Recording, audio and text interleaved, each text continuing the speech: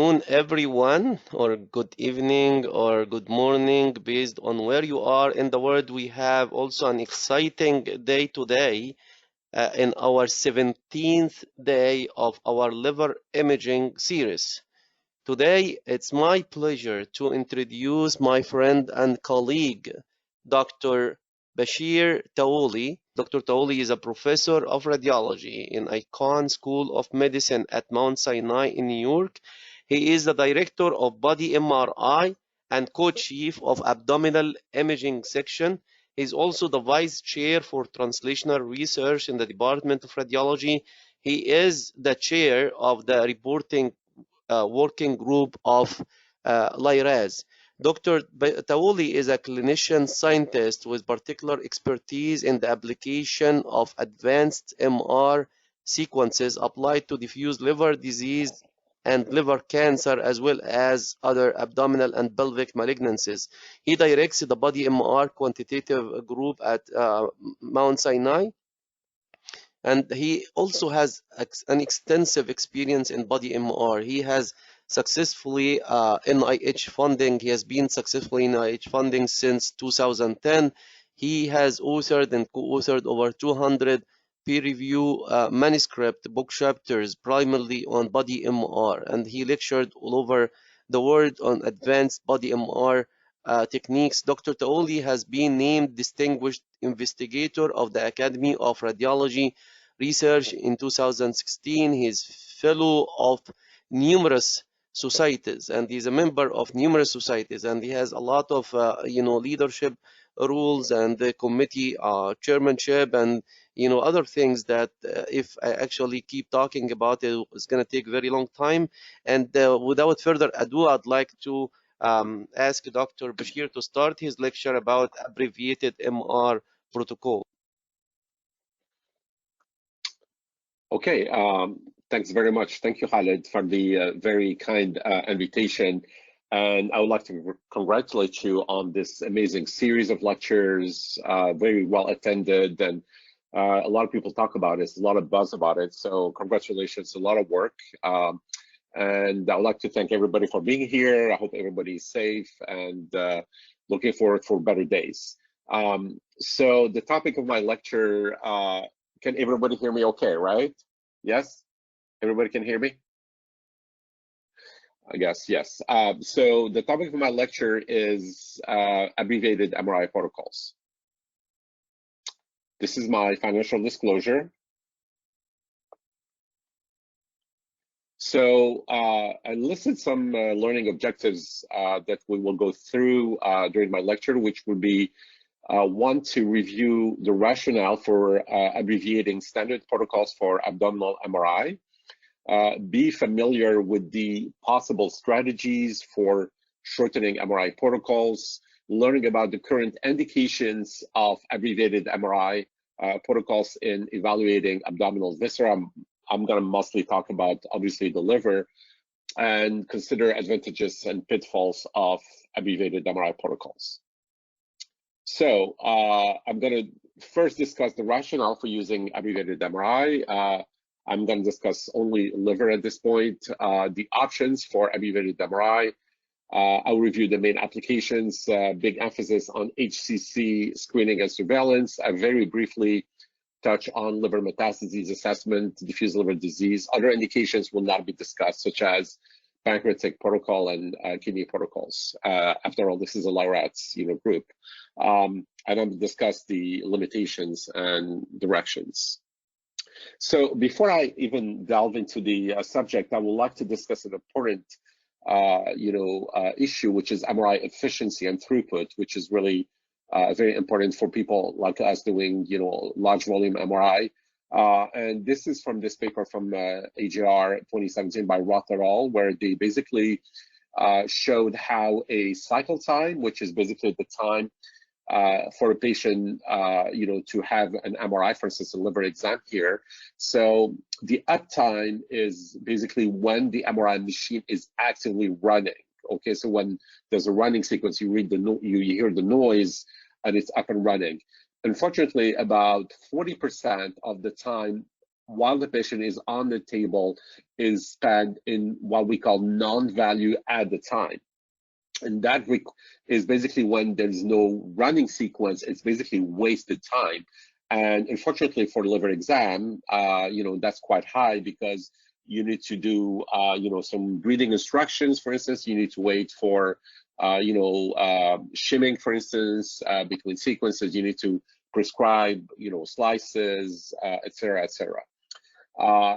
During the uptime, while the machine is running, you can divide that up into value added time, basically, which is really the true acquisition time. Unfortunately, there's a small portion of that that's based on, for instance, injection, when you inject contrast, and also room turnover and room prep.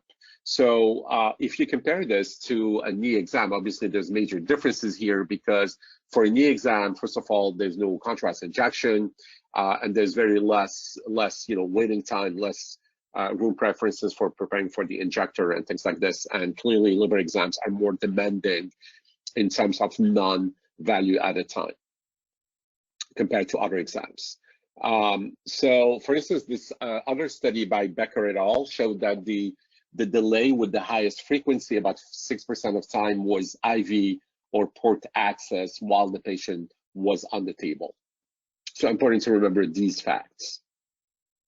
So that brings me to the rationale of using abbreviated MRI.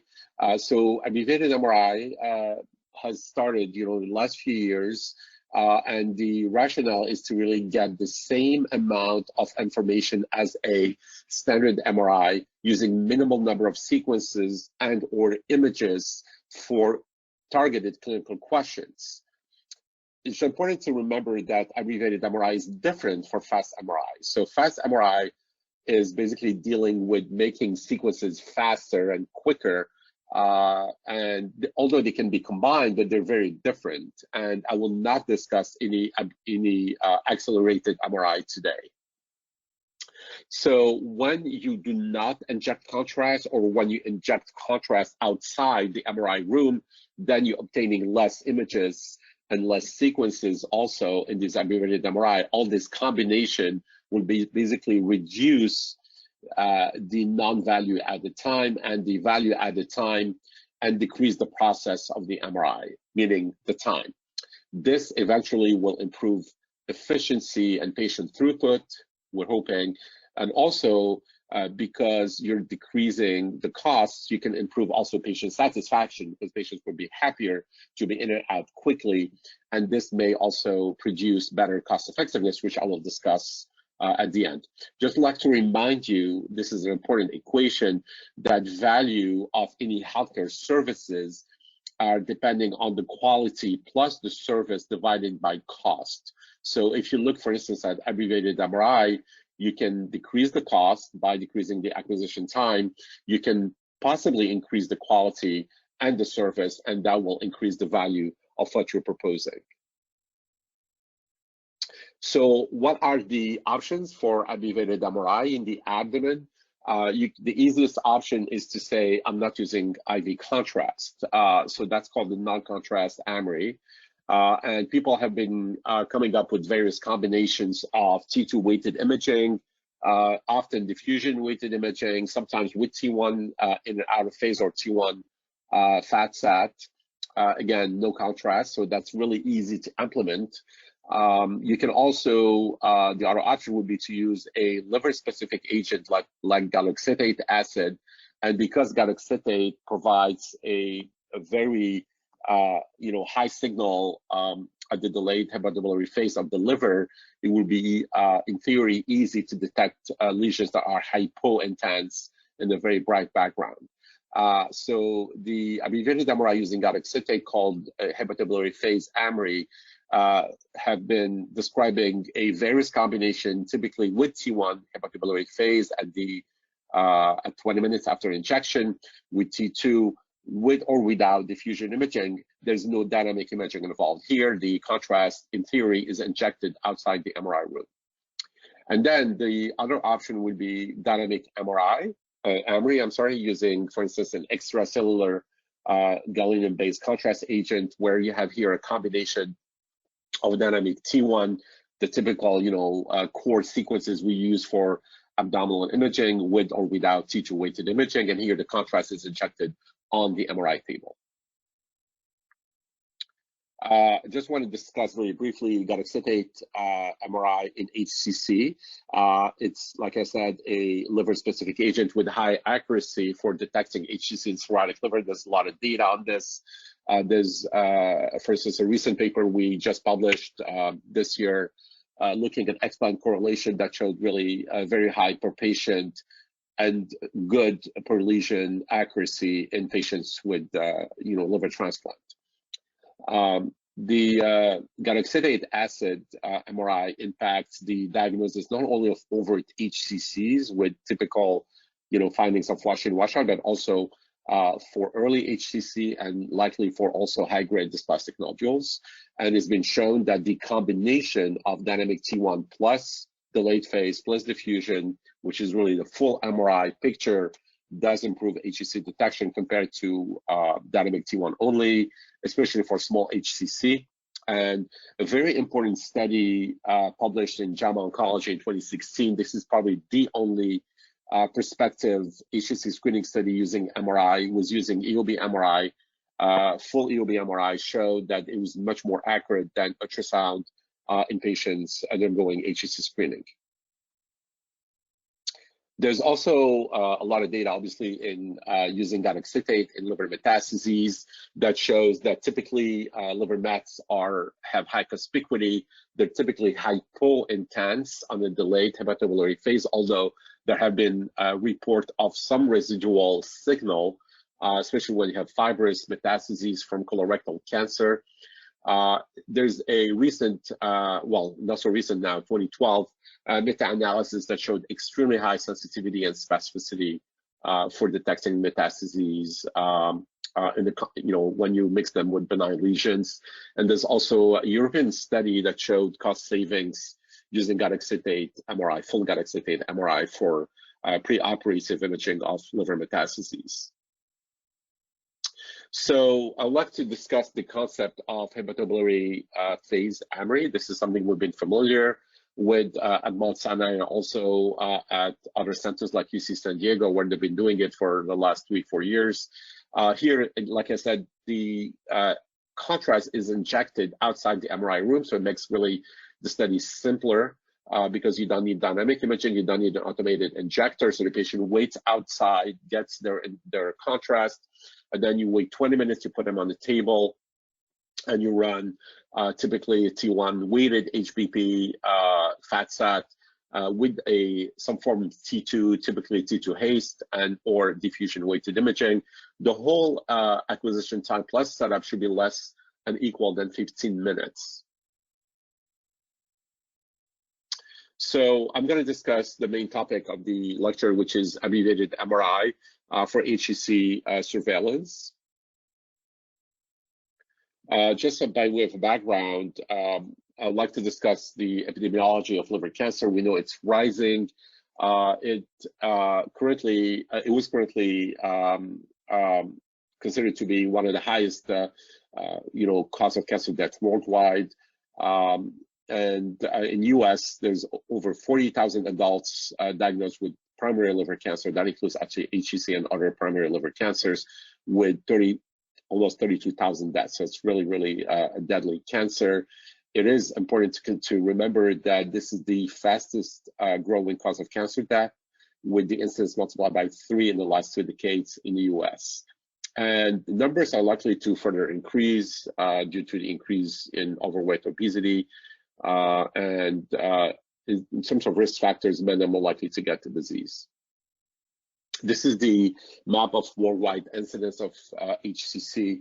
You can see the red countries, red spots are really very high incidence, up to 100 for 100,000. China, Southeast Asia, Western Africa, some countries actually in Central America. And you can see that the Europe, for instance, has intermediate incidence. Southern Europe, for instance, and US is considered to have also intermediate incidence with less than 8 per 100,000 cases. However, when you magnify some urban areas, big cities like New York City, San Francisco, Chicago, you can see that some hotspots, this is not COVID-19, this is HCC, gives you really high incidence in certain areas. For instance, you can see this is a magnified map of New York City. This is based on recent data from the New York State Health Department. And you can see some neighborhoods in New York City, like Bronx and Queens, have incidence rates of 16 to 22 per 100,000 in men, which is equal to certain countries in East Asia like Japan and Vietnam. So clearly this is a major issue. I mean, the issue for the reason for this is that there's a high proportion of patients with Hep C, for instance, Latinos in Harlem, a lot of Asians with HBV as well, with certain areas in Queens. So the HCC risk factors, most of the cases we diagnose in the Western world are cirrhotic at time of diagnosis, between 80 to 90, 95%. Currently, the most common cause of cirrhosis still is HCV and HBV, or combination of HCV with other risk factors. And we expect that in the next 10 years, NASH is going to take over from HCV, because HCV has been now successfully treated with the DAAs. There are other etiologies listed here, but overall now the top 3 etiologies worldwide are HBV, hepatitis C, and alcohol. It's important to remember that the annual incidence of HCC in patients with cirrhosis is something really important. It varies with the etiology and the age and sex of the patient, but overall it's between 1 to 8%. 8% is really on the high side. I would say on overall in regular patients is between 2 and 3%. It is really the highest in, for instance, older men with HCV untreated with additional risk factors.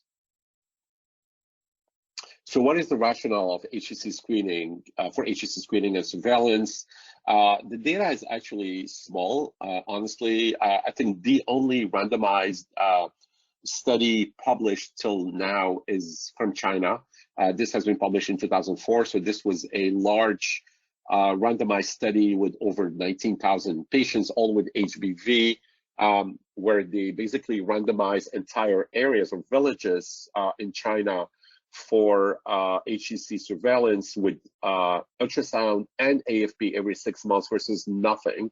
Very hard to replicate this nowadays, but they showed significant reduction in mortality, with 37% reduction in patients who underwent screening with ultrasound and AFP. Some limitations of this study or this paper is that it was mostly non-cirrhotic HBV, which is really hard to kind of extrapolate to our populations, which are very often cirrhotic. And there was also a limited adherence rate, which is 58%. And that's something I'm going to discuss actually further.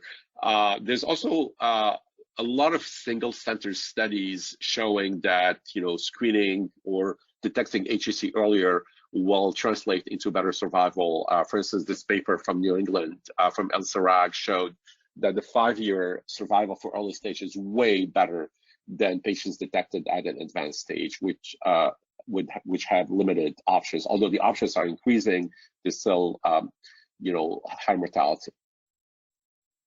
So important to remember that when you say to patients, please come every 6 months for doing, say, ultrasound and AFP, it is not always easy. There are a lot of barriers for this, and the adherence is not 100%. I mean, adherence is low. It could be as low as 25% in some papers.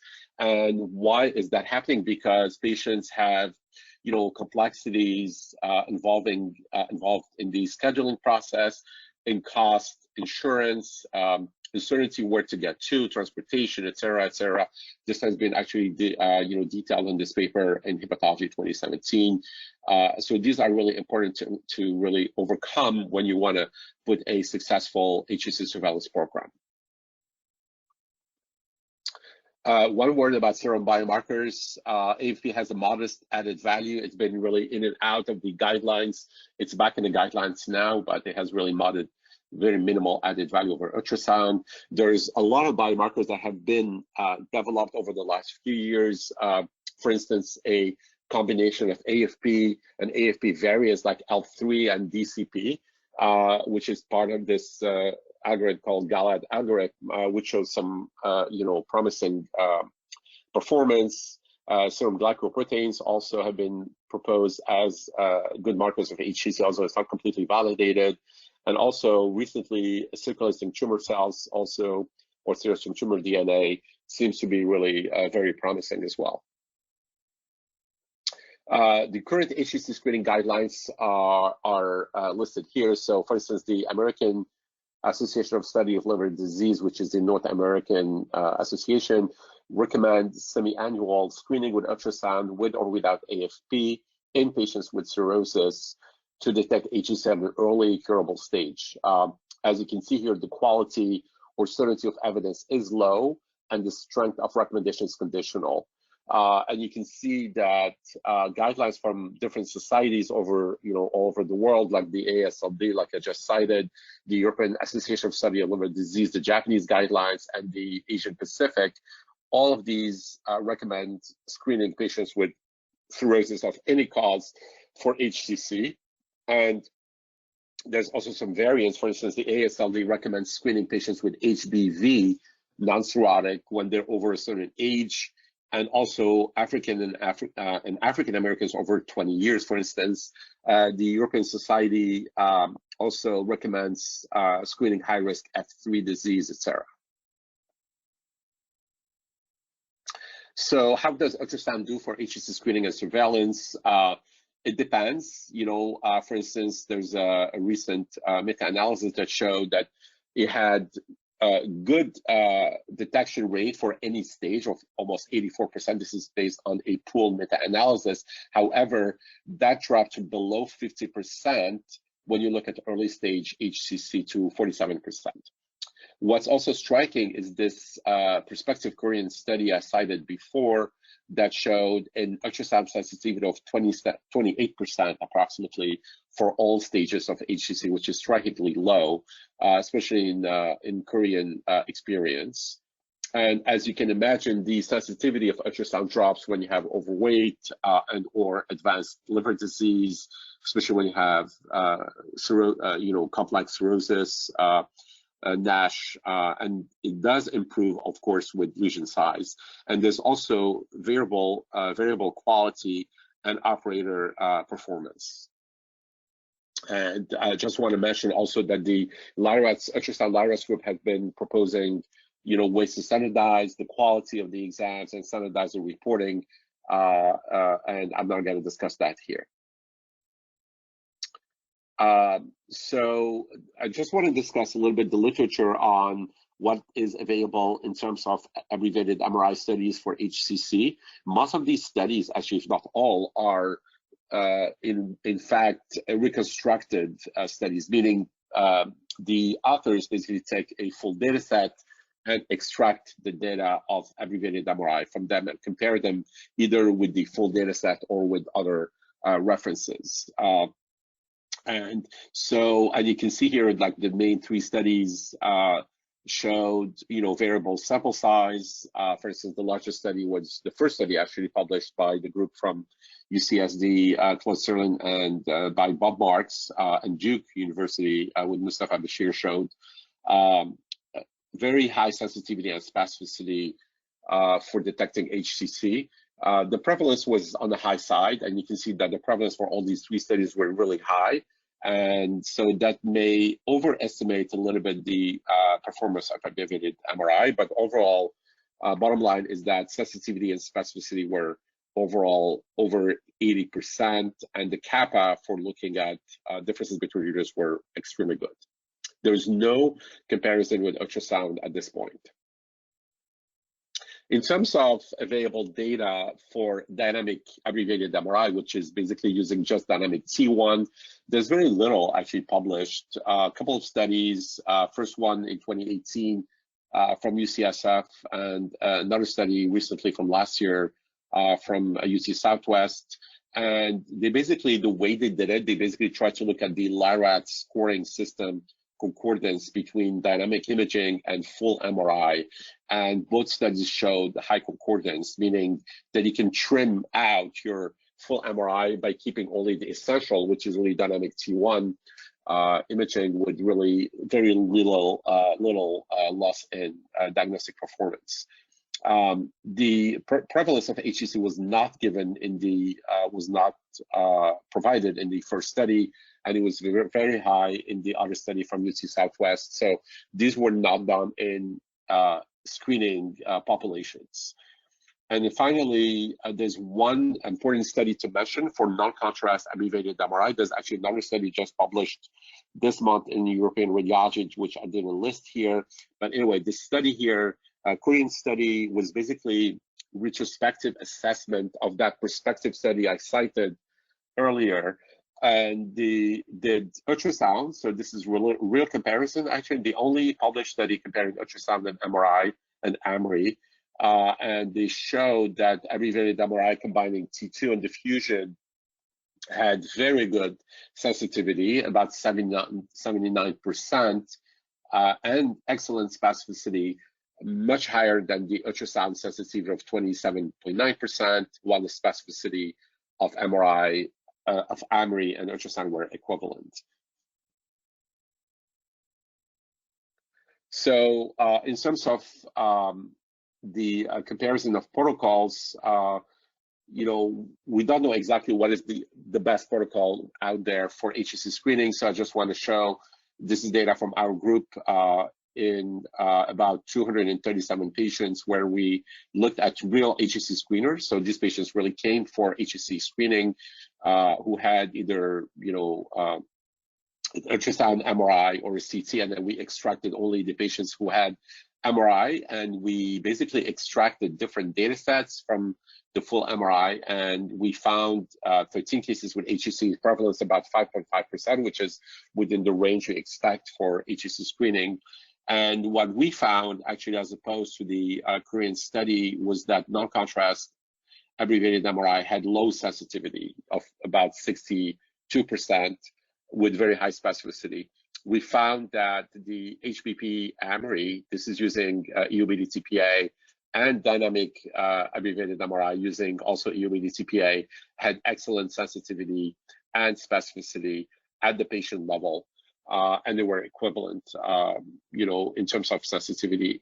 The specificity, though, of the best specificity, as you can see here on the table, was for dynamic abbreviated MRI, which is almost approaching 99%, while it was about 95% for non-contrast amory and hepatobiliary phase amory. So there's about 5% more false positives with HBP, with EOB amory and non-contrast amory compared to dynamic abbreviated MRI.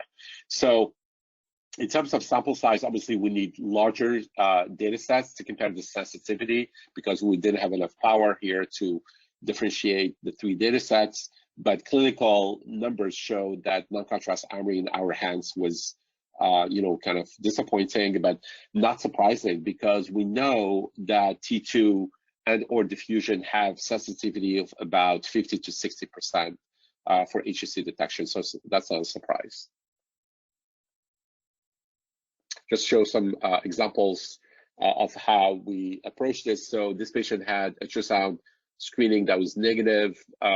However, on the HBP, I mean, this is a real one. You know, this is a short abbreviated protocol done on the same day as the ultrasound, showed this lesion in the right hepatic lobe that was mildly T2 hyperintense. So the T2 really is done to mostly to exclude benign lesions, and show that if you see a lesion on the T1 HBP, it is not very bright on T2. So it's, and you can see on diffusion also the lesion was, the nodule was detected, or the observation was detected in the right hepatic lobe. The T1 HBP showed that some, there's a kind of mixed signal on the late phase, with areas in hypointensity and areas with contrast excretion. This was suspicious. So the way we report this will be reported as positive abbreviated MRI. We don't call this an HCC, obviously, because we don't have the full characterization. And then what happens is we basically recall the patient for a full contrast enhanced dynamic study, either CT or MRI. This patient had actually multiphasic CT, as showed clear HCC LI-RADS 5. This was a small HCC that was missed on both ultrasound and abbreviated MRI using hepatobiliary phase. You can see the patient is cirrhotic. There's no lesion identified whatsoever. However, when we did the dynamic MRI, within a week, we found this lesion in the left hepatic lobe that has wash in, wash out, that was called LI-RADS 5, that was completely missed. You can probably see it in retrospect, but it was really hard to see prospectively.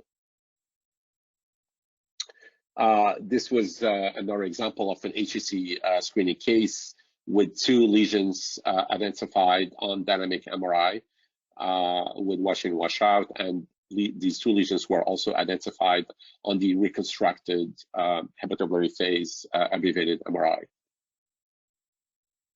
Although the second lesion in the left lobe was seen better only on the T1 HBP. I just want to mention very briefly other liver applications of abbreviated MRI. So for liver metastases assessment, there's very limited data.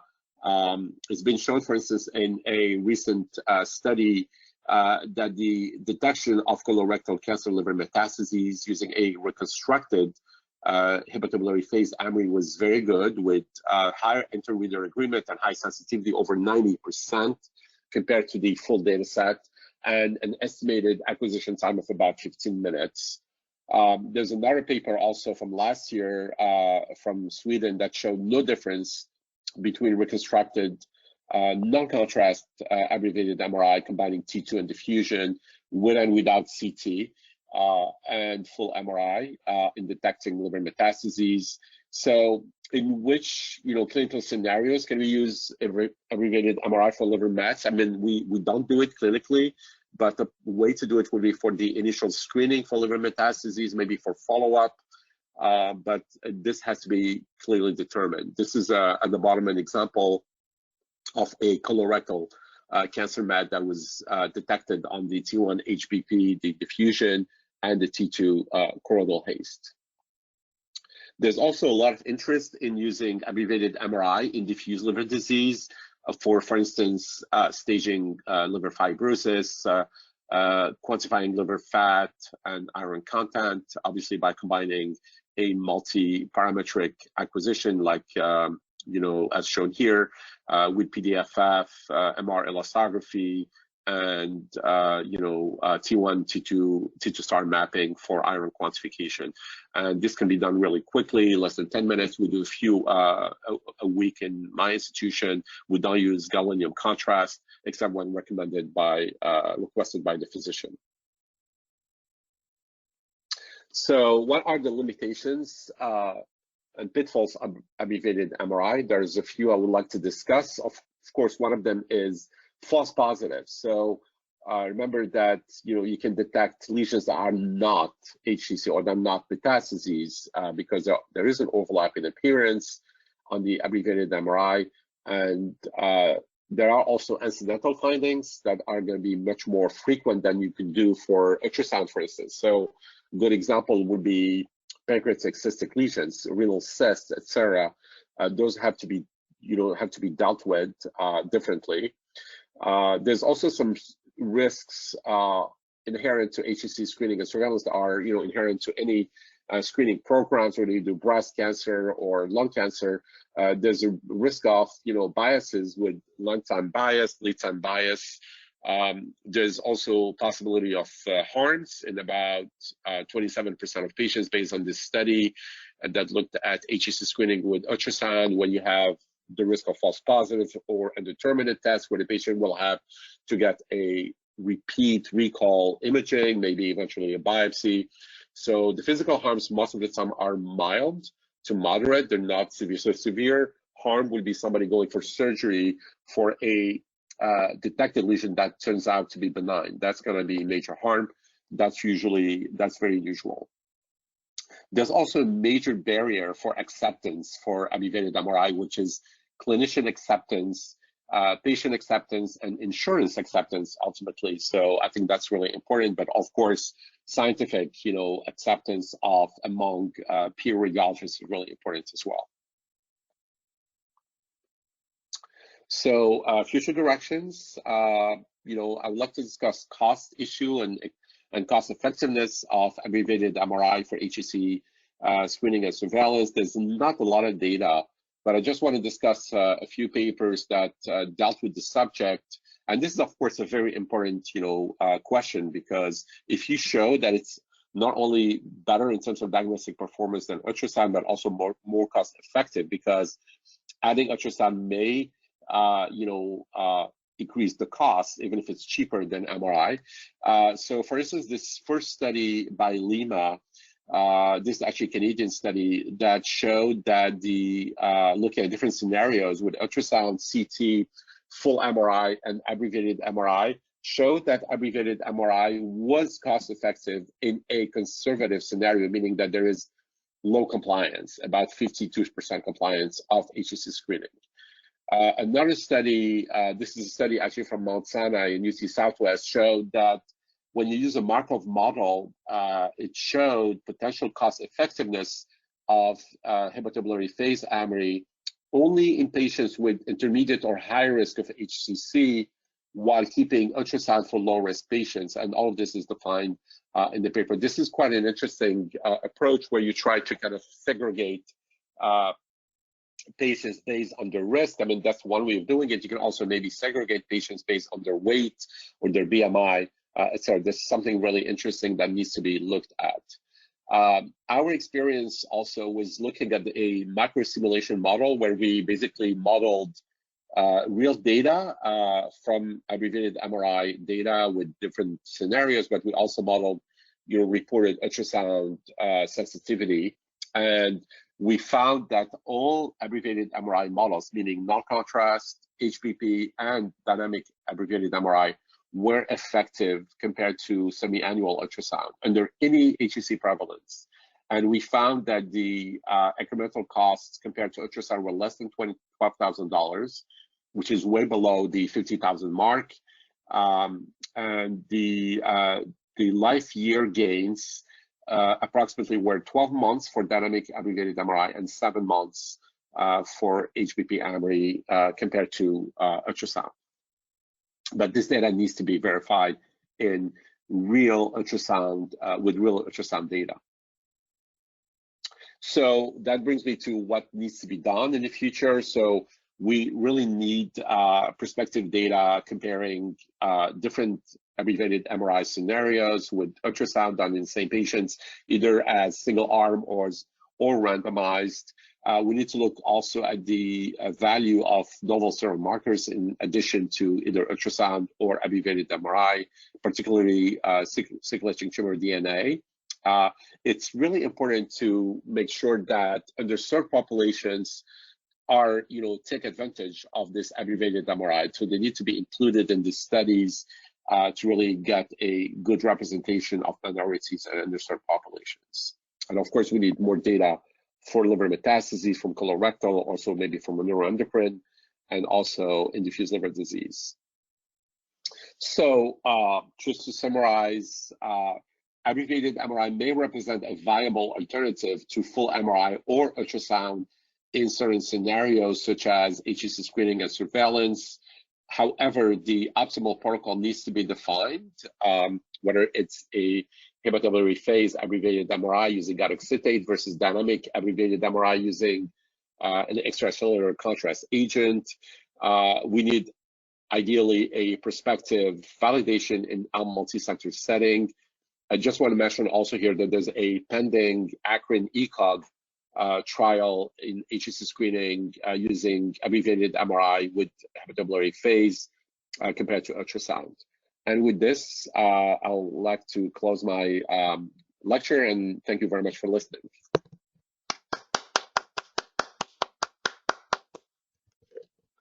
Dr. Taouli, thank you very much for this nice and informative lecture. We really appreciate all of the insight you give and reviewing the literature, and your actually passion about presenting abbreviated MR. Thank you. Thank you.